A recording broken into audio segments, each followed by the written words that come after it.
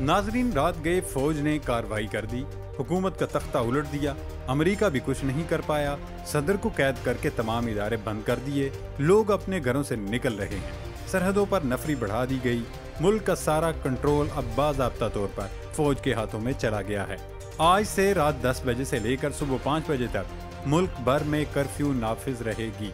Army chief ने ऐलान किया है, जो भी फौज के खिलाफ आवाज उठाएगा उसकी तबीयत ठीक कर दी जाएगी।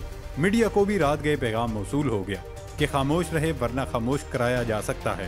रात गए ये ऑपरेशन किस तरह हुआ, सदर को कहाँ रखा गया, आलमी इदारों ने क्या मुतालबा किया है, आज की इस वीडियो में हम आपको रात गए इस ऑपरेशन की सारी कहानी बताएंगे। इसके साथ ही आपको बताएंगे कि अब सूरत हाल में अगले इलेक्शन का क्या होगा। नाजरीन, अब हाल ही में इंतखाबात हुए थे, लेकिन 22 करोड़ आबादी वाले इस मुल्क की किस्मत पर रोना आ जाता है कि यहाँ कभी इस्तेहकाम नहीं आया। कभी सियासतदानों की लड़ाइयाँ तो कभी फौज की बार बार मुदाखलत ने मुल्क को तबाही की डगर पर पहुँचा दिया। इलेक्शन के बाद मुल्क की मईशत किसी हद तक बेहतर हो रही थी कि सियासी कशीदगी को इतनी हवा दी गई कि सारे सियासतदान आपसी लड़ाइयों में मसरूफ हो गए। फौज बार बार मुख्तलिफ तरीकों से मुखालफत करती रही, लेकिन सियासतदानों ने तवज्जो नहीं दी।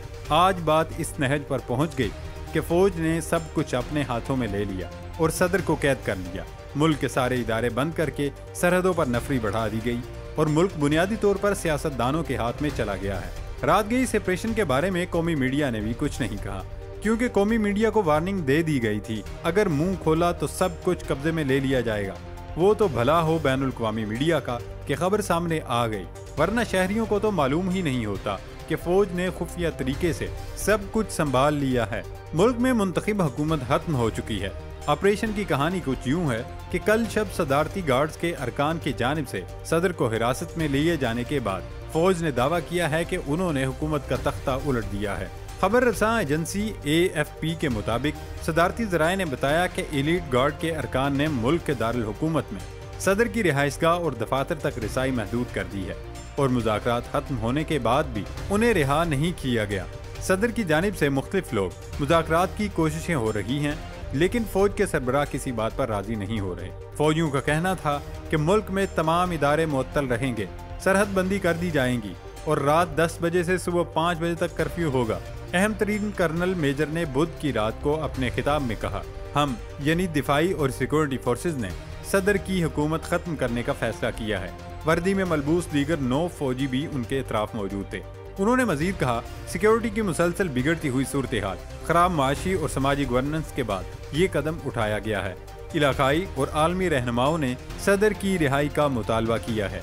ट्विटर पर अपने एक पैगाम में सदर के दफ्तर ने कहा, सदारती गार्ड में गुस्से की लहर पाई गई है और कौमी मुसल्लह अफवाज और कौमी मुहाफ़िज़ों की हिमायत हासिल करने की नाकाम कोशिश की गई। पैगाम में मजीद कहा गया है कि जिन्हें गुस्सा है, अगर वो अपना मिजाज दुरुस्त नहीं करते तो फौज और नेशनल गार्ड्स इन अनासिर पर हमला करने के लिए तैयार है। नाजरीन, AFP के एक रिपोर्टर के मुताबिक सदर की हिरासत के चंद घंटों बाद उनके हामियों ने सरकारी कम्प्लेक्स के करीब जाने की कोशिश की, लेकिन सदारती मुहाफ़िज़ों ने उन्हें हवाई फायरिंग करके मुंतशिर कर दिया। इस दौरान एक शख्स जख्मी हुआ, लेकिन फौरी तौर पर यह वाज़ेह नहीं हो सका कि वो गोली लगने से जख्मी हुआ या फिर दक्कम पेल से जख्मी हुआ।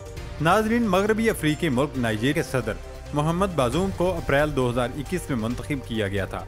उन्होंने गुर्बत और जिहादी बगावतों के बोझ तले दबे मुल्क की क़ियादत संभाली थी।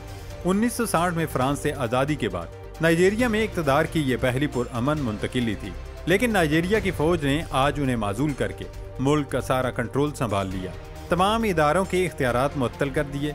नाइजीरिया में गुज़श्ता कई महीनों से सियासी कशीदगी चल रही थी और फौज के साथ सियासतदानों की नोक झोंक का सिलसिला भी साथ ही चल रहा था। अब जब फौज ने सदर को माजूल करके हुकूमत का तख्ता उलट दिया है तो दुनिया भर से आवाज़ें उठ रही हैं।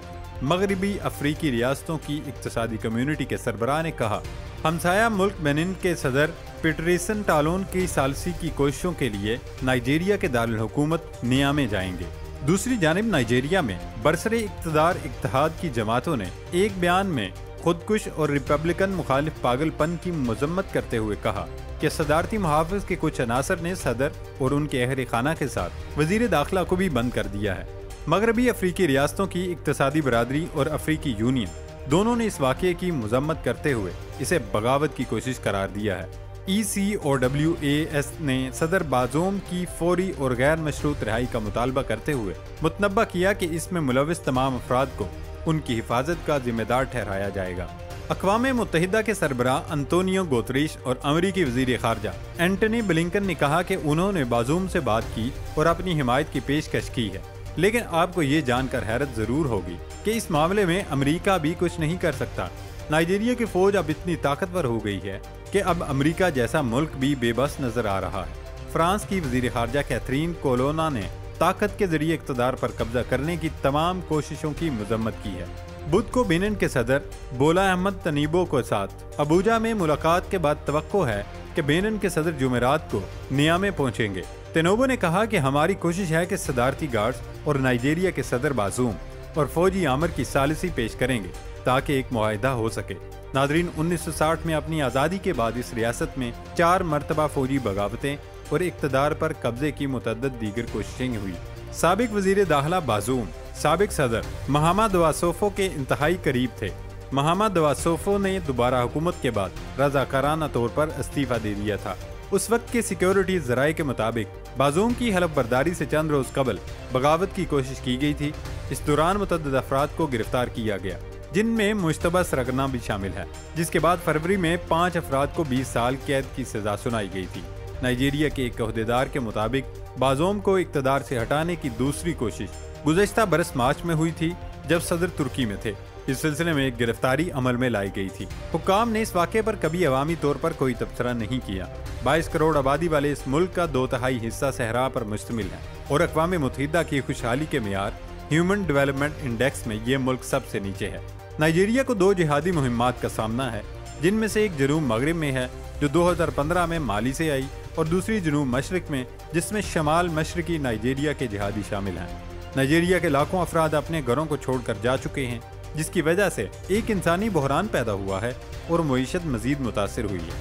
ناقص ہتھیاروں سے لیس نائجیریا کی فوج امریکہ اور فرانس سے تربیت اور لاجسٹک سپورٹ حاصل کر رہی ہے، جن کے اڈے وہاں موجود ہیں، جس سے آپ یہ مطلب لے سکتے ہیں یہ سب بھی امریکہ ہی کر رہا ہے تاکہ نائجیریا کے وسائل پر قبضہ کیا جا سکے۔ دوستو، یہ کوشش امریکہ کئی بار پاکستان میں بھی کر چکا ہے، لیکن یہاں ان کو ناکامی کا سامنا کرنا پڑا ہے۔ امریکہ کی ہمیشہ سے یہی پالیسی رہی ہے کہ جب بھی کسی ملک کے وسائل پر نظر پڑتی ہے تو ان پر قبضہ کرنے کے لیے یا تو فوجی بغاوت کروا دیتے ہیں یا پھر سول ڈکٹیٹرشپ کے ذریعے ہر چیز قبضہ کر لی جاتی ہے۔ امریکہ کی یہ چال بازیاں پوری دنیا جان چکی ہے، لیکن افسوس کہ آج تک کوئی ان کے خلاف نہیں نکلا، کیونکہ دنیا بھر کے ممالک میں انہوں نے میڈیا اور سیاستدانوں کو اپنا غلام بنا کے رکھا ہوا ہے۔ جو سر اٹھاتا ہے اسے یا تو مار دیا جاتا ہے، جیل کروا دیا جاتا ہے، حکومت ختم کروا دی جاتی ہے، یا پھر تختہ بدر کر کے عدالتوں میں گھمایا جاتا ہے۔ دوستو، یہ تھی ہماری آج کی ویڈیو۔ نئی ویڈیو آنے تک اجازت دیں۔ اللہ حافظ۔